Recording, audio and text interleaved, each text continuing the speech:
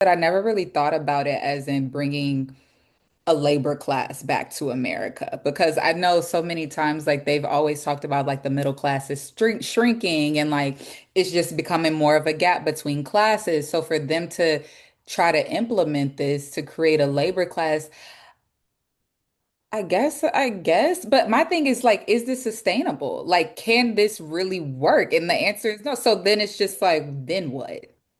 Like then if we say if they keep the tariffs throughout his entire presidency, then we get a new president, they just change it. Like how does this even really make a statement in our country and be something that like made in America, made in USA? Like how does that even work? If you can even answer that, because I feel like that was just such a overall question. So you make a great point because it's not sustainable at all. Now, if we actually look deeper into this, like you said, we could say that this is actually a strategic move done through Trump in order to ensure that him, his family, and all of his business partners walk away with billions of dollars, which is something in which that we have seen evidence of already, such as how news broke Friday that they've already grossed 1 billion plus in paper assets just from cryptocurrency. So, with that being said, it's a mixture of, okay, we have to keep a certain class of people down. I mean, no matter what skin tone you are, but we also have to ensure that we have the money in order to separate us from those classes of people. I mean, it's no mistake why, they're exploring space heavily now via Elon Musk. And mind you, I'm not the one to really get into conspiracy theories deeply because I also like to think like very, you know, like through the lens of an economic analyst. However, when you start to connect the dots and you see the the story unfold, you're like, okay, this is Yeah. becoming too A apparent, hit dog you gonna know? holler. Yeah, listen, as you was talking Hit about dog. the labor class and slavery, it was the dots were connecting for me. And honestly, when I think about Trump and his base is really like that middle class, that like working class. So then you could tie this in that I'm gonna help my base, but then my base don't even know I'm really just trying to separate myself from them. And it's just all of this stuff. But wow, I really did not connect the dots until you said that. I thought they were just being greedy, honestly. And another thing is that we have to think about what happened last time, like, with the farmers.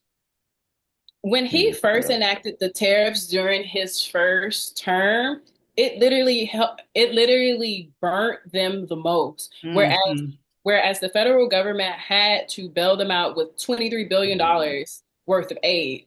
Now it's happening again to whereas China is just like, okay, cool, you want to do that? I'm cutting all of my requested beef. I'm cutting all of my requested crops from you all.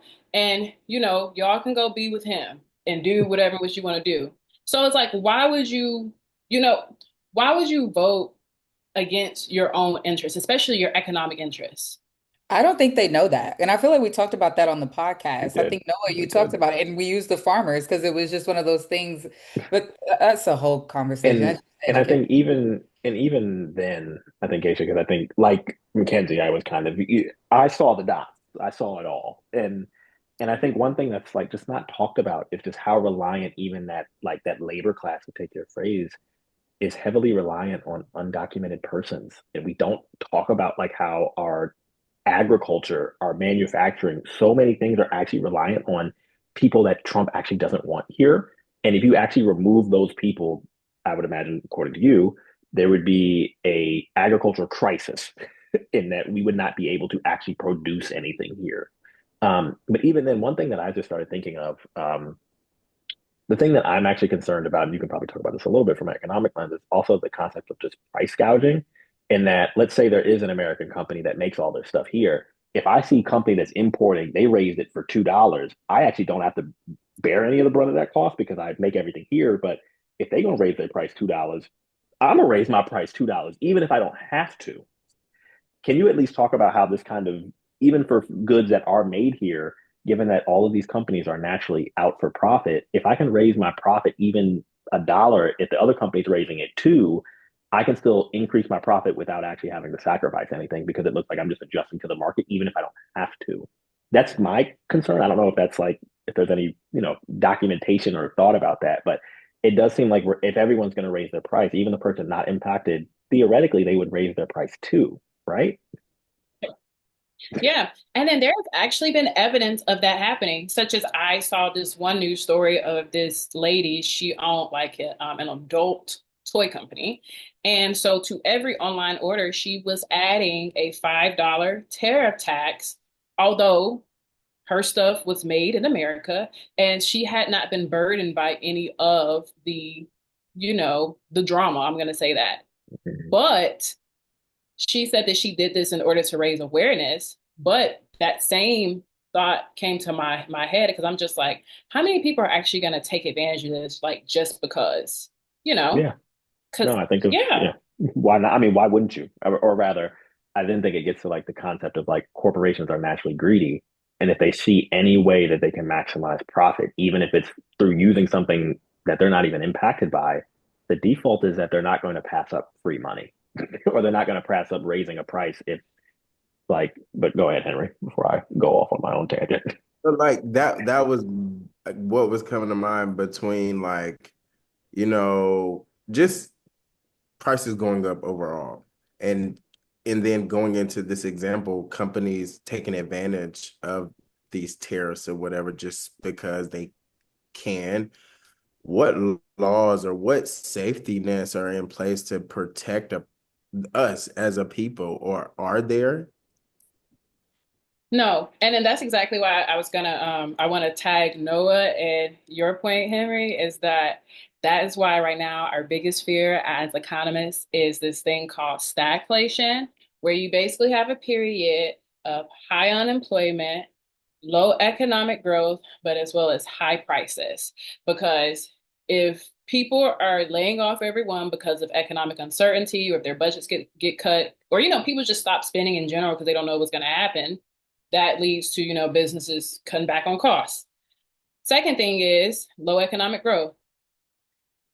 The International Monetary Fund just cut GDP growth projections for the United States by a whole percentage point. So that means that they don't expect us to really produce anything because of the economic war that our president is waging on all of us right now, right? So that goes into the growth thing. The last thing is that when you have a period of high prices to whereas people start price gouging because they can, and you also have this period of like where no one can buy well, no one can really buy anything because number one, things are so in demand, or either two is just, everyone just gets priced out. So then you have this perfect storm of stagflation, which happened in the 1970s. And this is where inflation went up all the way to 13%, and economic times were just horrible. Because just imagine, like, you go at a Target and a bottle of toothpaste You is protest the $12. Target guy issue. Oh, well, oh yeah, my bad. My bad. Well, Costco. Let's use Costco as the Costco. example. Matter of fact, I just put the Costco today. Shout out to Costco.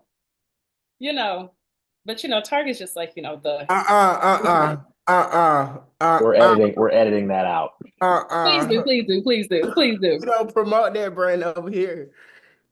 I'm gonna Okay, tell so okay, so I'm gonna say it again. So just imagine you going to Costco and one bottle of toothpaste is $12.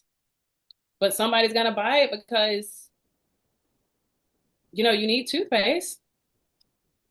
That reminds me of when they were price gouging during the pandemic for like sanitizer, masks, for anything. It's really crazy, but I'm glad that you brought up like inflation because I feel like in conclusion, wages do not match inflation. Like the person that's price gouging, yes, they shouldn't, like the large corporation, but honestly, the small business owner probably still barely can make what their profit from buying stuff here in America because everything is so expensive and it's just I feel like in conclusion, it is just so expensive to live here and to do anything here. When we talk about home ownership, starting a business, getting grants, like all of those things, I just feel like are I mean, I'm biased because I live in America. I cannot speak to other countries, but I just feel like it is just so much more extra here compared to other places.